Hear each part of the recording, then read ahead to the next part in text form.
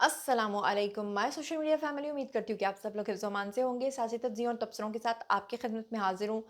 जनाब, सियासी तज्ज़ियों और तबसरों में आपको खुशामदीद तो कहती हूँ, लेकिन आज का पहले रनडाउन आपको बता दूँ कि जनाब आज बहुत ही अहम अहम अहम तरीन खबरें हैं। ब्लॉग के एंड तक मेरे साथ बने रहिएगा।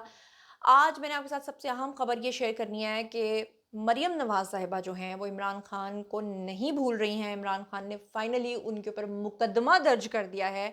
ये पूरा मामला क्या है, मरियम नवाज़ के पीछे क्यों पड़ गए हैं, मरियम नवाज़ से अब उनको क्या तकलीफ हो गई है, एक नई दरखास्त में मरियम नवाज़ के ऊपर क्या इल्ज़ामात आए हैं सामने, वो आज की वीडियो में आपको बताऊंगी। इसके अलावा पीटीआई के सेक्रेटरी जनरल हैं जी सलमान अकरम राजा, उन्होंने मुस्तफ़ी होने का फैसला कर लिया है। और किसके साथ उनका झगड़ा हुआ है पीटीआई में कि जिसकी वजह से उन्होंने ये अहम फैसला किया है। इसके अलावा हमाद अज़हर जो हैं उन्होंने सियासत से लाताल्लुकी का इजहार कर दिया है, ज़िमनी इलेक्शन नहीं लड़ने जा रहे। और अहम ऐलान उन्होंने क्या किया है, तफसीलात क्या हैं और इलेक्शन क्यों नहीं लड़ रहे हैं वो।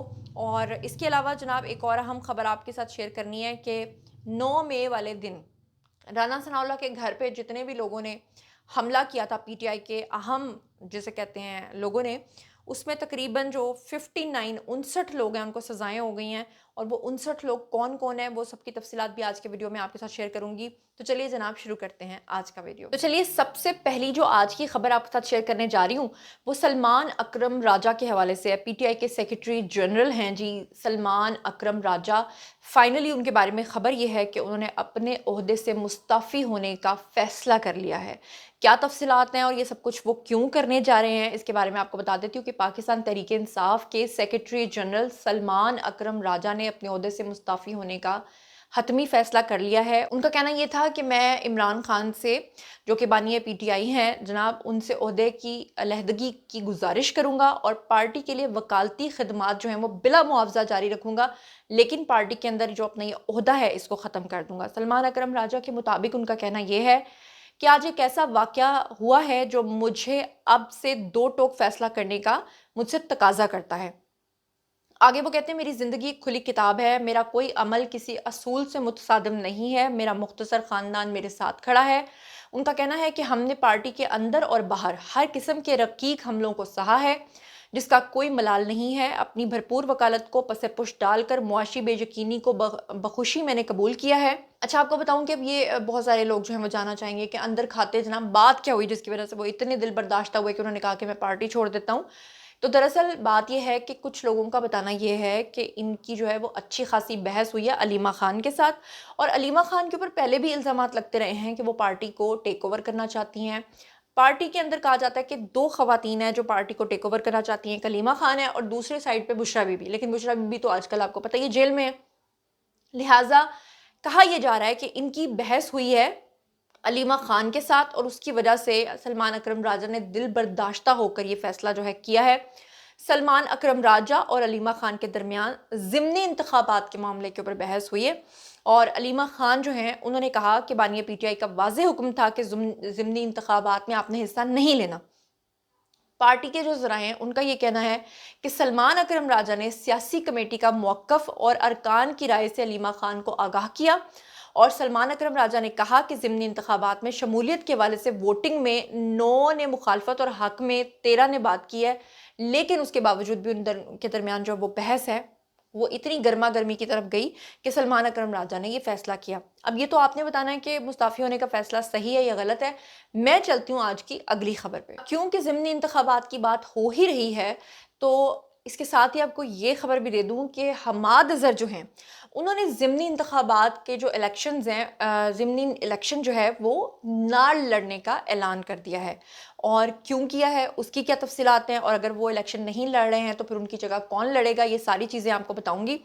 जनाब हमाद अज़हर जो हैं उन्होंने अपने वालिद और साबिक गवर्नर पंजाब मियाँ मोहम्मद अज़हर जो हैं उनके इंतकाल के बायस खाली होने वाली जो नशिस्त है उसका नंबर है जी NA 129, उससे ज़िमनी इंतखाबात ना लड़ने का ऐलान बाकायदा तौर पे कर दिया है।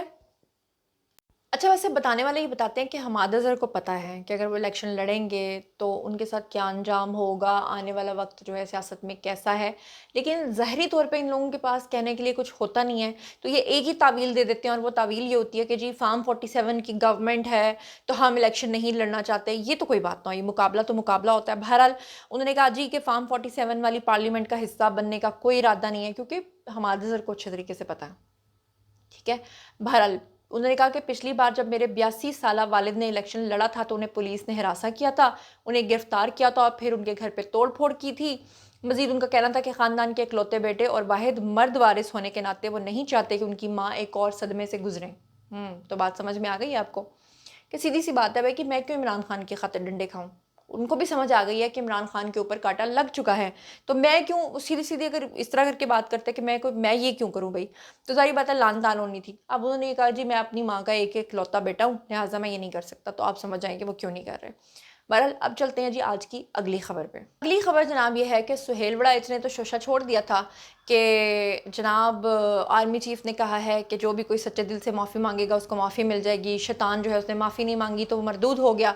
लेकिन माफ़ियाँ तलाफ़ियाँ भी काम तो नहीं आ रही ना, ये तो सुहेल वड़ाइच की गलती खबर साबित हो गई। अब 9 में के जो कल्प्रिट्स हैं उनको सज़ाएं होना शुरू हो गई हैं। उनमें से एक केस चल रहा था, आपको याद है, और वो केस था राना सनाउल्लाह के घर पे जो हमला किया था 9 मई वाले दिन। उसमें उमर अयूब, शिबली फराज समेत 59 यानी 59 मुल्ज़िमान को 10-10 साल की कैद की जो सज़ा है वो सुना दी गई है। और तफसीलात के मुताबिक वज़ीर आज़म के मुशीर राना सनाउल्लाह के घर पे हमले के केस की समाअत जो है वो इंसदादी दहशतगर्दी अदालत में हुई, और एटीसी फैसलाबाद जो हैं उन्होंने ये फ़ैसला जो है वो सुनाया। इसमें 34 मुल्ज़िमान को बरी भी किया गया है। अदालत ने कौमी असम्बली और सेनेट में साबिक अपोजिशन लीडर उमर अयूब और शिबली फराज के अलावा साबिक वफाकी वजीर ताज गुल को भी 10-10 साल की कैद जो है वो सुनाई है। इंसदाद दहशतगर्दी अदालत ने मजमूई तौर पे 59 पीटीआई रहनुमाओं और कारकुनान को 10-10 साल की सज़ा जो है वो सुनाई है। इसके अलावा जो बाकी लोग हैं उनके नाम भी आपको बता देती हूँ। इसमें पीटीआई के रुकनी सूबाई असम्बली इस्माइल सैला हैं, शेख शाहिद जावेद हैं, फ़रा आगा हैं, कंवल शौज़ब हैं, शेख राशिद शफ़ीक हैं, राय मुर्तज़ा, अंसर इकबाल, बिलाल एजाज, अशरफ सोना, महर जावेद और शकील नियाजी, इन सब को भी 10-10 साल की सज़ाएं जो हैं वो सुनाई गई हैं। और 9 मई 2023 को इन्होंने राना सनाउल्लाह के घर के ऊपर जो है वो धावा बोला था, उस चक्कर में जनाब इनको ये सज़ा जो है वो सुनाई गई है। अब चलते हैं आज की सबसे अहम खबर की तरफ, और वो ये है कि इमरान खान साहब जो हैं वो बाज नहीं आ रहे।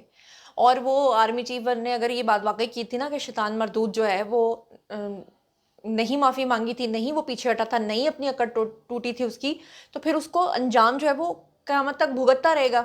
लेकिन जनाब अब कहानी कुछ इस तरह से है कि खान साहब जेल के अंदर बैठ के भी मरीम नवाज़ को याद करते हैं। मरीम नवाज़ उनके ख्वाबों में आती हैं। मरीम नवाज़ उसकी, पता है मरीम नवाज़ को इतना ट्रोल क्यों करते हैं? क्योंकि उनको पता है कि फ्यूचर की प्राइम मिनिस्टर हैं। अब इमरान खान ने जनाब वज़ीर आला पंजाब पर मुकदमे के लिए सीपीओ को दरख्वास्त लिख दिया है मरीम नवाज पे मुकदमा करवाने के लिए। अब दरख्वास्त जो दी है और जो सारा मामला ये है और मरीम नवाज से क्या तकलीफ है वो मैं आपको बता देती हूँ। वकील हैं जी ताबिश फारूक, उन्होंने दरख्वास्त कोरियर सर्विस के ज़रिए सीपीओ ऑफिस भेजी है और उसमें बानिया पीटीआई को कैद में सहूलियात ना मिलने का नुक्ता उठाया गया है। अच्छा, मज़े की बात यह कि वो वज़ीर आज़म को भी लिख सकते थे।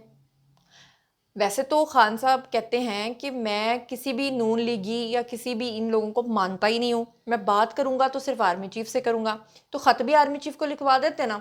बहरहाल वकील ने वज़ीर आला पंजाब समेत 8 अरकान के खिलाफ मुकदमा दर्ज करने की दरख्वास्त दी है। दरख्वास्त में सुपरिटेंडेंट जेल समेत 8 अफराद के खिलाफ मुकदमे के नाम शामिल किए गए हैं।